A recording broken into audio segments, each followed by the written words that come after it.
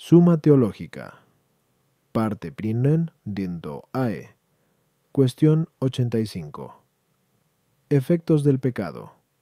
Corrupción de los bienes de la naturaleza. Vamos a tratar ahora de los efectos del pecado, que 71 inter. 1 de la corrupción de la naturaleza, qui 85. 2 de la mancha del pecado, cucos 86. 3. Del reato de la pena, qui irtusician. Acerca de lo primero se plantean 6 problemas. ¿Disminuye el bien de la naturaleza por el pecado? ¿Puede ser suprimido totalmente? Sobre las 4 heridas mencionadas por Beda, con las que fue vulnerada la naturaleza humana, la privación de medida, de belleza y de orden es efecto del pecado. ¿Son efecto del pecado la muerte y los otros males? ¿Son naturales al hombre de algún modo? Artículo 1. ¿Disminuye el pecado el bien de la naturaleza? Lat. Objeciones por las que parece que el pecado no disminuye el bien de la naturaleza. 1. El pecado del hombre no es más grave que el del demonio, pero los bienes naturales permanecen íntegros en los demonios después del pecado, como dice Dionisio en el capítulo 4 de Div. No. Luego tampoco el pecado del hombre disminuye el bien de la naturaleza humana. 2. Además, cuando se cambia lo posterior, no sufre mutación lo que le precede.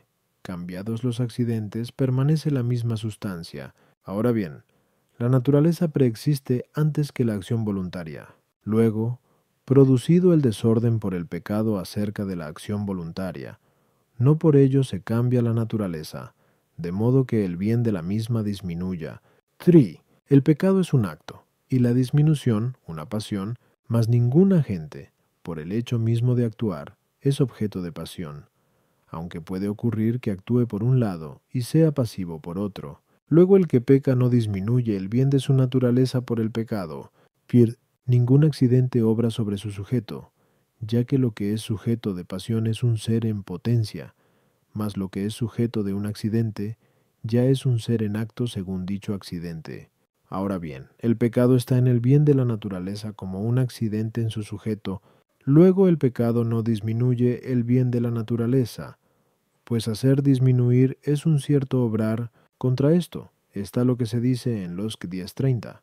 Un hombre bajando de Jerusalén a Jericó, es decir, al defecto del pecado, es despojado de las cosas gratuitas y es vulnerado en las naturales, como expone Beda. Luego el pecado disminuye el bien de la naturaleza. Respondo, el bien de la naturaleza humana se puede entender en un sentido triple. 1. Los principios mismos de la naturaleza, por los que está constituida la misma, y las propiedades causadas por ella, como las potencias del alma y otras cosas semejantes. 2. Puesto que el hombre por su naturaleza tiene inclinación a la virtud, según hemos expuesto más arriba, Q. 1Q. 63:1, la misma inclinación a la virtud es un bien natural. 3. Puede llamarse bien de la naturaleza el don de la justicia original, que en el primer hombre fue conferido a toda la naturaleza humana. Pues bien, el primer bien de la naturaleza ni se suprime ni se disminuye por el pecado. En cambio, el tercer bien de la naturaleza fue totalmente eliminado por el pecado del primer padre, mas el bien intermedio de la naturaleza, a saber, la misma inclinación natural a la virtud, disminuye por el pecado, pues por los actos humanos se crea una inclinación a actos semejantes, según expusimos anteriormente. Que dinico quinta win. Mas por el hecho de que uno se incline a uno de los contrarios, disminuye necesariamente su inclinación al otro. Por consiguiente, como el pecado es contrario a la virtud, por el hecho mismo de que el hombre peca, disminuye ese bien de la naturaleza, que es la inclinación a la virtud.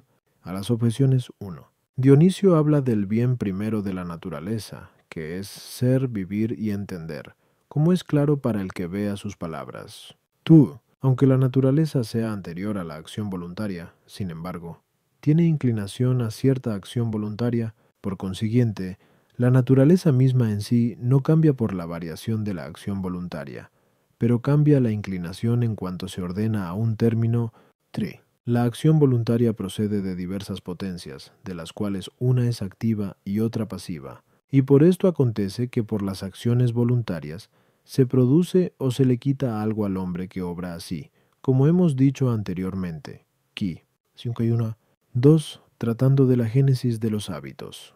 4. El accidente no obra en su sujeto como causa eficiente, pero obra formalmente en el sentido en que se dice que la blancura hace blanco, y así nada impide que el pecado disminuya el bien de la naturaleza, en el sentido, sin embargo, que tiene esa disminución del bien de la naturaleza, en cuanto es un desorden del acto, mas en cuanto al desorden de la gente, hay que decir que tal desorden se produce por el hecho de que en los actos del alma hay algo que es activo y algo que es pasivo.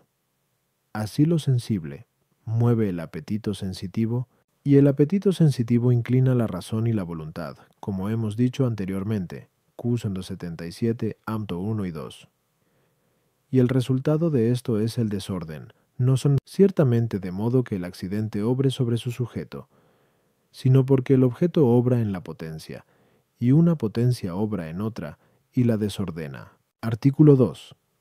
¿Puede destruir el pecado todo el bien de la naturaleza humana? Lat.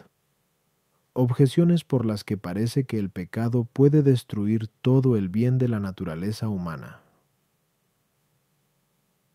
1.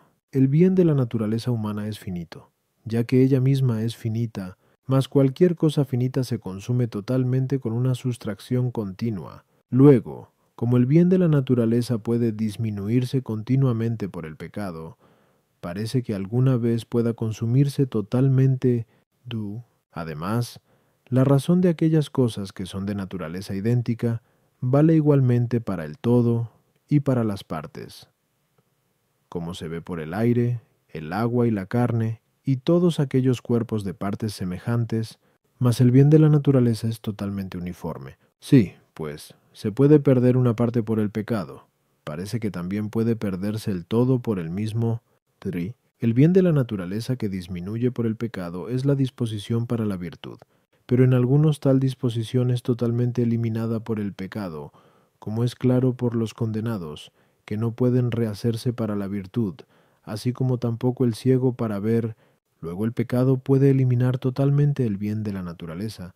Contra esto está lo que dice Agustín en el Enchirid, que el mal no está sino en el bien.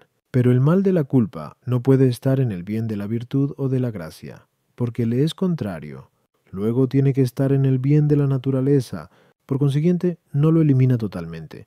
Respondo, como acabamos de exponer, a 1. El bien natural que disminuye por el pecado es la inclinación natural a la virtud, la cual a la verdad conviene al hombre por ser racional. De ahí le viene el que obre según la razón, lo cual es obrar según la virtud. Mas por el pecado no se le puede quitar al hombre totalmente que sea racional, porque ya no sería capaz de pecado. Por consiguiente, no es posible que el susodicho bien natural se le quite totalmente, mas, como se ve que este bien disminuye constantemente por el pecado, algunos, para explicar esto, se valieron de un ejemplo, en el que se ve que algo finito disminuye hasta el infinito, pero sin consumirse nunca totalmente. Pues dice el filósofo en el libro 13 de los físicos, que si a una magnitud finita se le quitara continuamente algo según la misma cantidad, finalmente se consumiría del todo. Por ejemplo, si yo sustrajera siempre la medida de un palmo a cualquier cantidad finita, pero si la sustracción se hiciera siempre según la misma proporción y no según la misma cantidad, b. Si la cantidad se divide en dos partes y a la mitad se le sustrajese la mitad, así se podría proceder hasta el infinito, de modo, sin embargo, que lo que posteriormente se sustrae siempre será menor que lo sustraído antes, mas esto no tiene lugar en nuestro caso, pues el pecado siguiente no disminuye menos el bien de la naturaleza que el precedente, sino acaso más, si es más grave. Por consiguiente, hay que explicarlo de otra manera, diciendo que la susodicha inclinación es intermedia entre dos cosas, pues se funda, como en su raíz, en la naturaleza racional, y tiende al bien de la virtud como a su término y fin. De dos maneras, pues, se puede entender su disminución. 1. Por parte de la raíz. Y 2. Por parte del término. Del primer modo no disminuye por el pecado, porque el pecado no disminuye la naturaleza misma, como dijimos antes, a 1, pero se disminuye del segundo modo, a saber, en cuanto se pone un impedimento para llegar al término, si disminuyera del primer modo, debería consumirse totalmente alguna vez, consumida totalmente la naturaleza racional, mas, puesto que disminuye por parte del impedimento que se interpone para que no llegue a su término, es evidente que puede disminuirse hasta el infinito, porque se pueden poner obstáculos indefinidamente, en cuanto que el hombre puede añadir pecado a pecado indefinidamente, sin embargo, no puede consumirse totalmente, porque permanece siempre la raíz de tal inclinación como se ve por un cuerpo transparente, que siempre tiene la inclinación, o aptitud, para recibir la luz por el hecho mismo de ser transparente. Más disminuye dicha inclinación, o aptitud, por razón de las nieblas que sobrevienen, aunque perdura siempre en la raíz de su naturaleza. A las objeciones 1. Dicha objeción vale si se hiciera la disminución por sustracción, mas aquí la disminución ocurre por adición de obstáculos, lo cual ni quita ni disminuye la raíz de la inclinación. Como hemos dicho, en sol, dedo, do, ciertamente, la inclinación es totalmente uniforme. Sin embargo, tiene su relación tanto con el principio como con el término, según cuya diversidad en cierto modo disminuye y en cierto modo no. 3. También en los condenados permanece la inclinación natural a la virtud. En otro caso, no habría en ellos remordimiento de conciencia. El que no pase al acto es porque, según la justicia divina, les falta la gracia, así también en el ciego queda la aptitud para ver en la misma raíz de la naturaleza, en cuanto que es un animal que por su naturaleza tiene vista, pero no se reduce al acto, porque falta la causa que lo podría reducir, formando el órgano que se requiere para ver. Artículo 3. Es adecuada la enumeración de las heridas de la naturaleza consiguientes al pecado. La debilidad, la ignorancia, la malicia y la concupiscencia. Lat objeciones, por las que parece que no es adecuado afirmar que las heridas de la naturaleza consiguientes al pecado son la debilidad, la ignorancia, la malicia y la concupiscencia. Fornemoan. No es lo mismo el efecto y su causa, pero estas 4 heridas se ponen como causas de los pecados, según es claro por lo dicho antes. Senticidad. Juan Q. Senticidad 3 y 5. Senticidad 1. Luego no deben ponerse como efectos del pecado. Además, la malicia designa un pecado. No se debe pues poner entre los efectos del pecado. 3. La concupiscencia es algo natural, pues es acto de la facultad concupiscible. Mas lo que es natural no debe ponerse como herida de la naturaleza. Luego la concupiscencia no debe ponerse como herida de la naturaleza. 4. Hemos dicho, CTA 3, que es lo mismo pecar por debilidad que por pasión. Mas la concupiscencia es una pasión, luego no debe contradistinguirse de la debilidad. Fin. Agustín, en el libro De Natura et Gratia, pone 2 penalidades en el alma pecadora. Esto es, la ignorancia y la dificultad, de las que nacen el error y el tormento, mas esas 4 cosas no concuerdan con las otras 4 en cuestión. Luego parece que el poner alguna de ellas no es adecuado. Contra esto, la autoridad de Veda está a favor de ellas. Respondo, por la justicia original, la razón controlaba perfectamente las fuerzas inferiores del alma, y la razón misma, sujeta a Dios, se perfeccionaba. Pero esta justicia original nos fue arrebatada por el pecado del primer padre, según hemos dicho ya. Ki 21. Tú. Y por ello todas las fuerzas del alma quedan como destituidas de su propio orden, con el que se ordenan naturalmente a la virtud. La misma destitución se llama herida de la naturaleza. Mas son 4 las potencias del alma, que pueden ser sujeto de las virtudes, como dijimos más arriba. Ki 61. 2. A saber, la razón en la cual reside la prudencia, la voluntad en la cual reside la justicia, la irascible en la cual reside la fortaleza, y la concupiscible, en la cual reside la templanza. Pues en cuanto la razón está destituida de su orden a lo verdadero, está la herida de la ignorancia. En cuanto la voluntad está destituida de su orden al bien, está la herida de la malicia. En cuanto la irascible esté destituida de su orden a lo arduo, está la herida de la debilidad. En cuanto la concupiscible está destituida de su orden a lo deleitable, moderado por la razón, está la herida de la concupiscencia. Así pues, estas son las 4 heridas infligidas a toda la naturaleza humana por el pecado del primer padre. Mas, puesto que la inclinación al bien de la virtud disminuye en cada uno por el pecado actual, como es claro por lo dicho a Nino en Santos 1 y 2, estas son también 4 heridas consiguientes a otros pecados. A saber, en cuanto que por el pecado la razón se embota, especialmente en las cosas que debemos practicar, y la voluntad se endurece respecto del bien, y aumenta la dificultad de obrar bien, y la concupiscencia se enciende más. A las objeciones, 1. Nada impide que lo que es efecto de un pecado sea causa de otro pecado, pues por el hecho de desordenarse el alma por un pecado precedente, se inclina más fácilmente a pecar. 2.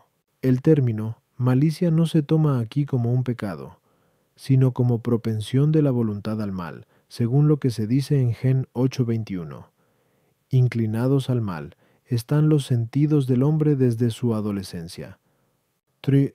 Según hemos explicado antes, 3 ad 1.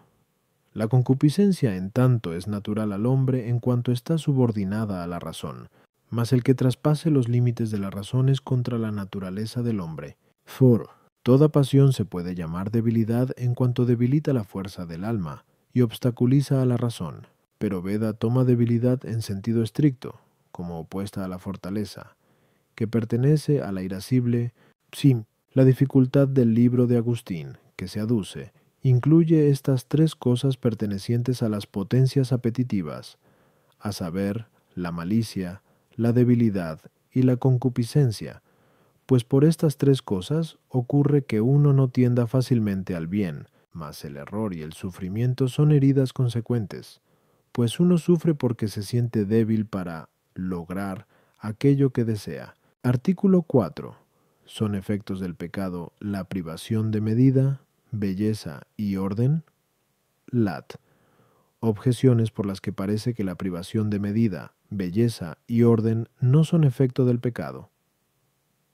1. Dice Agustín en el libro de Natura Boni que donde estas 3 cosas son grandes hay un gran bien, donde son pequeñas, uno pequeño, y donde son nulas, ninguno.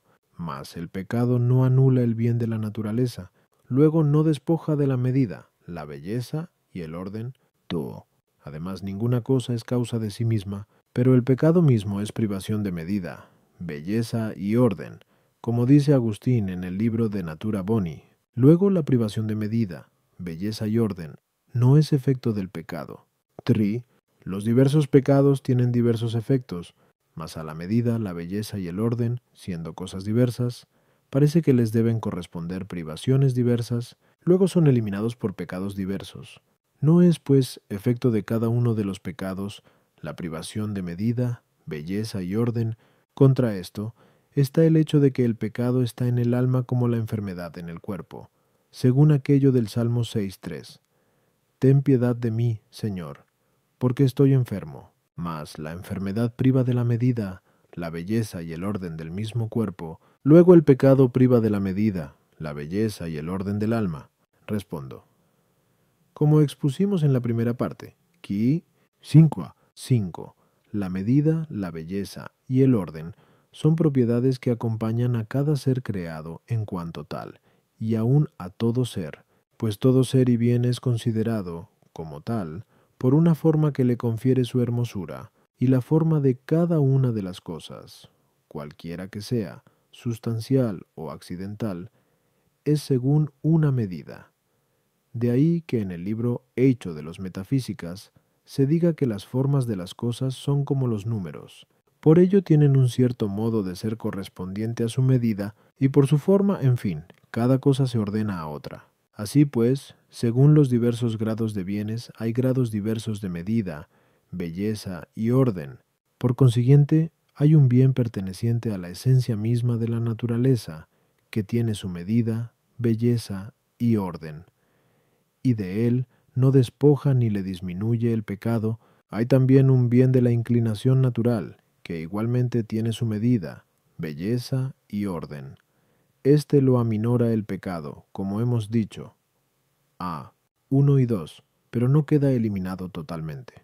Y hay también un bien de la virtud y la gracia, que tiene asimismo su medida, belleza y orden, y este es totalmente eliminado por el pecado mortal. Hay finalmente un bien que es el mismo acto ordenado, el cual tiene igualmente su medida, belleza y orden. La privación de este es esencialmente el pecado mismo, y así es claro cómo el pecado es privación de medida, belleza y orden, y que despoja y disminuye la medida, la belleza y el orden. A las objeciones 1 o 2. Por lo dicho es clara la respuesta a las dos primeras objeciones. 3. La medida, la belleza y el orden se siguen uno de otro, como es claro por lo dicho, en sol. Por consiguiente, su privación y disminución son simultáneas. Artículo 5. ¿Son efecto del pecado la muerte y demás males corporales? Lat. Objeciones por las que parece que la muerte y demás males corporales no son efecto del pecado. 1. Si la causa fuera igual, también será igual el efecto. Mas estos males no son iguales en todos, sino que en algunos son más abundantes, siendo sin embargo, según se ha dicho, Q 22:4, igual el pecado original, del cual estos males parecen ser especialmente el efecto. Luego la muerte y estos males no son efecto del pecado. 2. Además, quitada la causa, se quita el efecto, pero quitado todo pecado por el bautismo y la penitencia, no desaparece en estos males, luego no son efecto del pecado.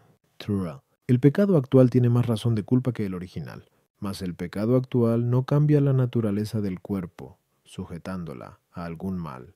Luego el pecado original mucho menos. Por consiguiente, la muerte y demás males corporales no son efecto del pecado. Contra esto está lo que dice el apóstol en Rom 5:12. Por un hombre entró el pecado en el mundo, y por el pecado, la muerte. Respondo. Una cosa es causa de otra de dos modos, directa e indirectamente. Es causa directa de otra aquello que, por virtud de su naturaleza o forma, produce el efecto, por donde se sigue que el efecto es directamente intentado por la causa. Por consiguiente, dado que la muerte y estos males acaecen al margen de la intención del que peca, es evidente que el pecado no es causa directa de estos males, mas una cosa es causa indirecta de otra, si es causa que remueve los obstáculos.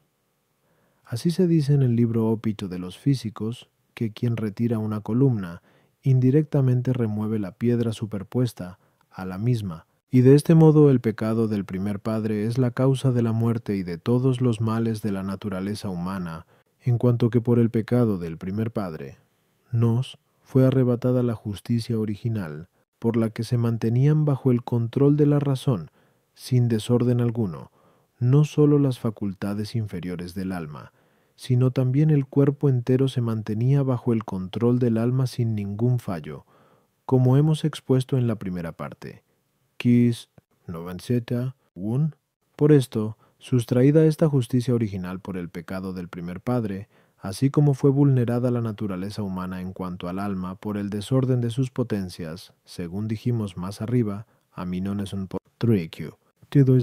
3. Así también se hizo corruptible por el desorden el cuerpo mismo, mas la sustracción de la justicia original tiene razón de castigo. Como también la sustracción de la gracia, por consiguiente la muerte y todos los males corporales consecuentes son ciertos castigos del pecado original, y aunque estos males no fueran intentados por el pecador, sin embargo, han sido ordenados por la justicia de Dios, que castiga, por el pecado, a las objeciones 1. La igualdad de causas directas produce un efecto igual, aumentada, pues, o disminuida la causa directa, aumenta o disminuye el efecto. Mas la igualdad de las causas que remueven los obstáculos no requiere igualdad de efectos. Pues si uno retira con igual impulso dos columnas, no se sigue que las piedras que estaban sobre ellas se muevan igualmente, sino que la que fuere más pesada se moverá más velozmente, según la propiedad de su naturaleza, a la cual es dejada removido el obstáculo. Así pues, quitada la justicia original, la naturaleza del cuerpo humano fue dejada a sí misma, y en conformidad con esto los cuerpos de algunos están sujetos a más males y los de otros a menos, según la diversidad de la complexión natural, aunque el pecado original sea igual. D. La culpa original y actual es quitada por el mismo que nos quitará estos males, según aquello del apóstol en Rom 8:11. Vivificará vuestros cuerpos mortales por su Espíritu Santo, que habita en vosotros. Pero ambas cosas se realizan a su tiempo, según el orden de la divina sabiduría, pues es necesario que lleguemos a la inmortalidad y a la impasibilidad de la gloria, incoada ya en Cristo, y que Él nos adquirió, conformándonos antes a sus sufrimientos. Por lo tanto, es necesario que permanezca la pasibilidad en nuestros cuerpos por algún tiempo, para merecer la impasibilidad de la gloria a ejemplo de Cristo. 3. En el pecado actual podemos considerar dos cosas, a saber, la sustancia misma del acto y la razón de culpa. Por parte de la sustancia del acto, el pecado actual puede causar algún mal corporal. Así, algunos enferman y mueren por exceso de alimentos, mas por parte de la culpa priva de la gracia, que se da al hombre para rectificar los actos del alma, mas no para impedir los males corporales, como los impedía la justicia original, y por consiguiente, el pecado actual no causa los males susodichos como el original. Artículo 6. ¿Son naturales al hombre la muerte y los otros males? Lat. Objeciones por las que parece que la muerte y estos males son naturales al hombre. 1. Lo corruptible y lo incorruptible difieren en el género, como se dice en el libro X de los Metafísicas, pero el hombre es del mismo género que los otros animales, que son corruptibles por naturaleza, luego el hombre es naturalmente corruptible. Tú, además, todo lo que está compuesto de elementos contrarios es naturalmente corruptible, por tener en sí mismo la causa de su corrupción, pero tal es el cuerpo humano, luego es naturalmente corruptible. 3. Lo cálido naturalmente consume a lo húmedo, mas la vida del hombre se conserva por lo cálido y lo húmedo, mas puesto que las funciones vitales se llevan a cabo por la acción del calor natural, según se dice en el libro segundo de Ánima, parece que la muerte y los males susodichos son naturales al hombre. Contra esto está que Dios hizo en el hombre todo lo que es natural al hombre, pero Dios no hizo la muerte, como dice Sab 1:13. Luego la muerte no es natural al hombre. Tú, además, lo que es según la naturaleza no puede llamarse castigo ni mal, porque a cada cosa le conviene lo que es natural para ella, pero la muerte y los males susodichos son castigo del pecado original, según acabamos de decir. 5. Luego no son naturales al hombre. 3. Más aún, la materia está adaptada a la forma, y cada cosa a su fin, mas el fin del hombre es la bienaventuranza perpetua, como hemos dicho anteriormente. Q 2A 7Q 5A 3 y 4. Y la forma del cuerpo humano es el alma racional, que es incorruptible, según hemos expuesto en la primera parte, Curici 75A 6. Luego el cuerpo humano es naturalmente incorruptible. Respondo, de cada una de las realidades corruptibles, podemos hablar de dos modos. 1. Según la naturaleza universal, y 2. Según la naturaleza particular. La naturaleza particular es la virtud activa y conservativa de cada cosa, y respecto a esta, toda corrupción y mal es contra la naturaleza, como se dice en el libro segundo de Caelo, porque dicha virtud intenta el ser y la conservación de aquella realidad cuya es, mas la naturaleza universal es la virtud activa, existente, en algún principio universal de la naturaleza, como por ejemplo, en alguno de los cuerpos celestes, o de alguna sustancia superior, en cuyo sentido dicen algunos que Dios es natura naturans, la naturaleza naturante o que hace la naturaleza. Esta virtud, en efecto, intenta el bien y la conservación del universo, para lo cual se requiere la alternancia de generación y corrupción en las cosas, y en este sentido son naturales las corrupciones y males de las cosas, no ciertamente por la inclinación de la forma, que es el principio del ser y de la perfección,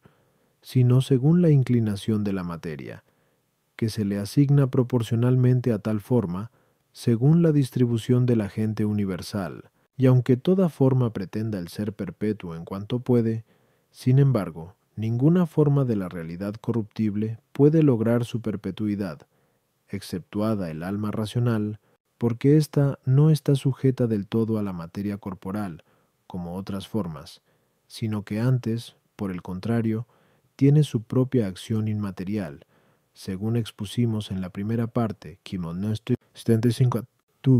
Por consiguiente, por parte de su forma, la incorrupción le es más natural al hombre que a las otras cosas corruptibles. Pero puesto que también ella, la forma del hombre, tiene una materia compuesta de elementos contrarios, de la inclinación de la materia se sigue la corruptibilidad del todo, y según esto, el hombre es naturalmente corruptible según la naturaleza de la materia dejada a sí misma, mas no según la naturaleza de su forma.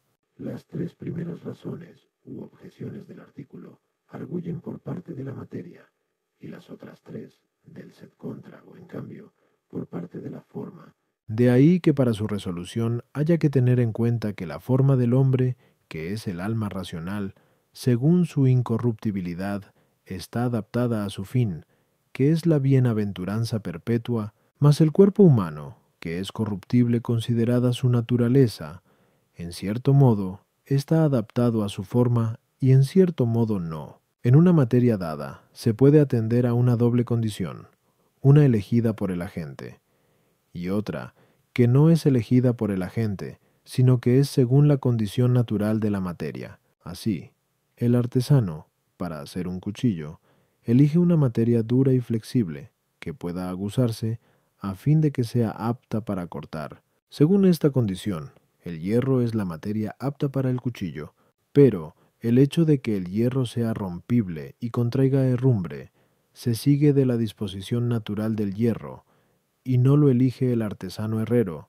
sino que más bien lo evitaría si pudiese. Por tanto, esta disposición de la materia no es adecuada a la intención del artífice ni a la del arte. Análogamente, el cuerpo humano es la materia elegida por la naturaleza por ser de una complexión apropiada para que pueda ser el órgano convenientísimo de tacto y de las otras facultades sensitivas y motoras, pero el que sea corruptible, esto es por la condición de la materia, y no es elegido por la naturaleza. Antes, por el contrario, la naturaleza elegiría más bien una materia incorruptible si pudiese, mas Dios, a quien está sujeta toda la naturaleza, en la creación del hombre, suplió el defecto de la naturaleza, y con el don de la justicia original, dio al cuerpo cierta incorruptibilidad, como hemos dicho en la primera parte, 97a.1. Y en este sentido se dice que Dios no hizo la muerte y que la muerte es castigo del pecado. A las objeciones, es evidente por lo expuesto.